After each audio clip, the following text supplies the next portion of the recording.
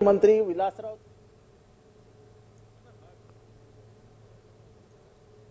बहिणींसाठी देखील योजना केली आम्ही। मुख्यमंत्री लाडकी बहीण योजना, बेरोजगार सुशिक्षित तरुणांसाठी देखील आम्ही अप्रेंटिसशिपची योजना केली, ज्येष्ठांसाठी देखील योजना केली, मुलींच्या शिक्षणाचा मोफत आम्ही निर्णय घेतला, मोफत शिक्षण उच्च शिक्षण देण्याचा, शेतकऱ्यांसाठी देखील आम्ही मोठा निर्णय घेतला।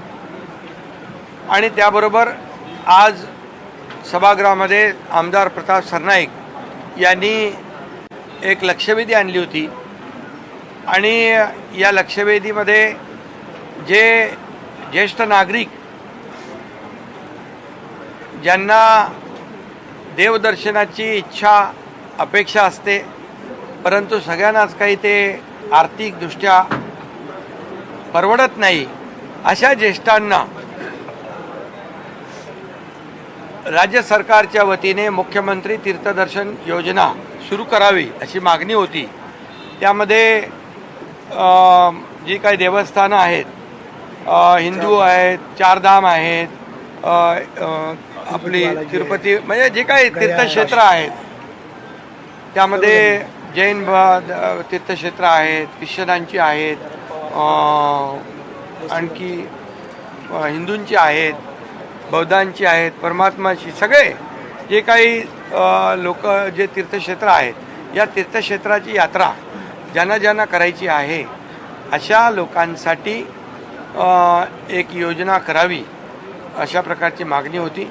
सरकार हे सर्वसामान्यांचं आहे, त्यामुळे ज्येष्ठांना जे तीर्थयात्रा परवडणारी नाही, कारण आमचे अनेक आमदार इथं प्रताप सरनाईक आहेत, राम आहेत, कदम, आपला प्रकाश सुर्वे आहेत, भोंडेकर आहेत, बरेच आमदार, सगळ्यांची नावं मी घेत नाही, दरवर्षी आपापल्या मतदारसंघातून या ठिकाणी तीर्थयात्रेला घेऊन बच्चू कडू पण बऱ्याच लोकांना तीर्थयात्रेला घेऊन जातात। त्यामुळे दिव्यांगांचं त्यांचं मोठं काम आहे।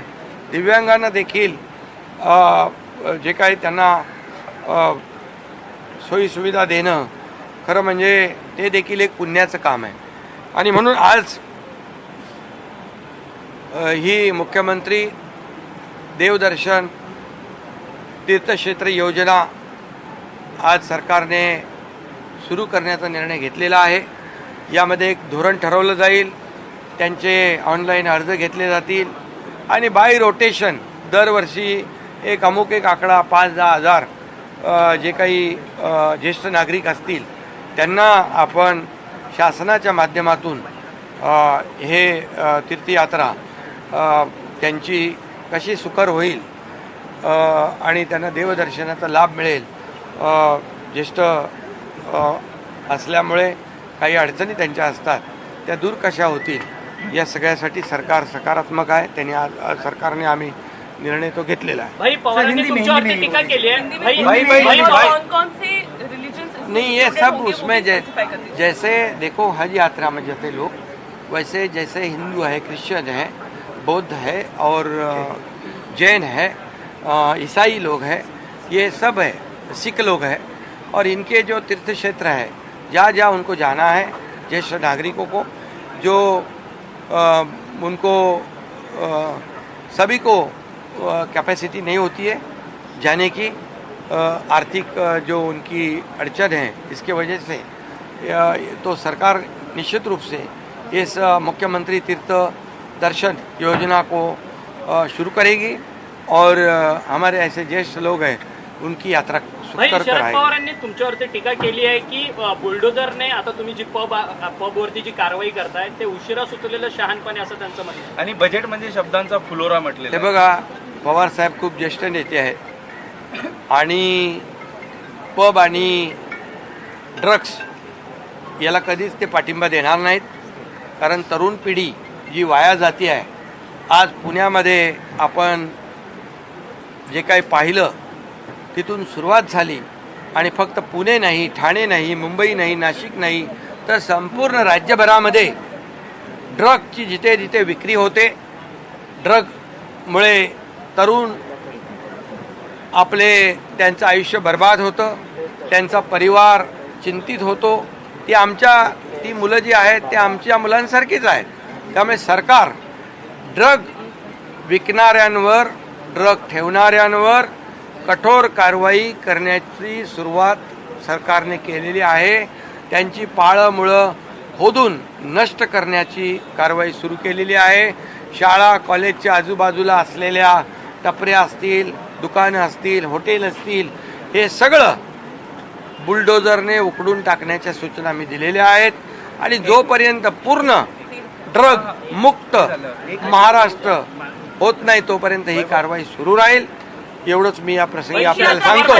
आणि दुसरी गोष्ट कालचा अर्थसंकल्प जो आहे, या अर्थसंकल्पामध्ये आम्ही सर्व तरतूद केलेली आहे. पवारसाहेब तर ते अनुभवी नेते आहेत, कारण सरकार कुठली योजना करताना त्याची तजवीज करत असते.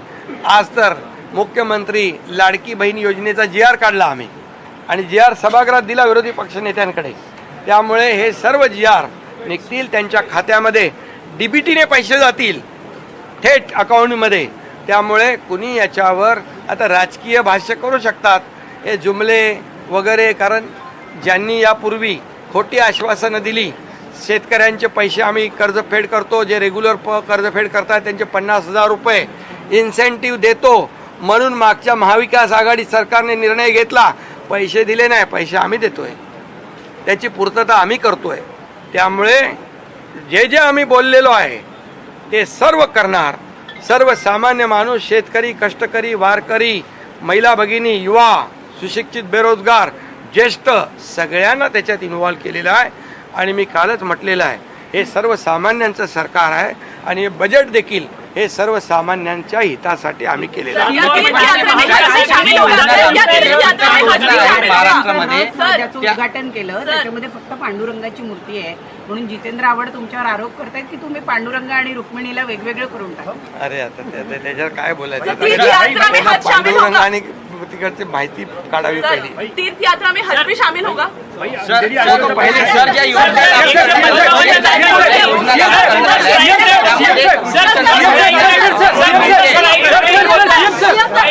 ठिकाणी एकनाथ शिंदे माध्यमांशी संवाद साधत होते. ज्येष्ठांसाठी, महिलांसाठी आणि शेतकऱ्यांसाठी आम्ही योजना आणल्या असं शिंदेंनी सांगितलेलं आहे. तर विदर्भांच्या तीर्थक्षेत्राकडे दुर्लक्ष होतंय. मुख्यमंत्री तीर्थ दर्शन योजना सुरू करणार असल्याची माहिती शिंदेंनी दिलेली आहे. तर ज्येष्ठ व्यक्तींना तीर्थक्षेत्र दाखवली जातील असं देखील शिंदेंनी सांगितलेलं आहे. तर ही योजना सर्व धर्मियांसाठी असणार असल्याची माहिती देखील यावेळी माध्यमांशी बोलताना एकनाथ शिंदेंनी दिलेली आहे.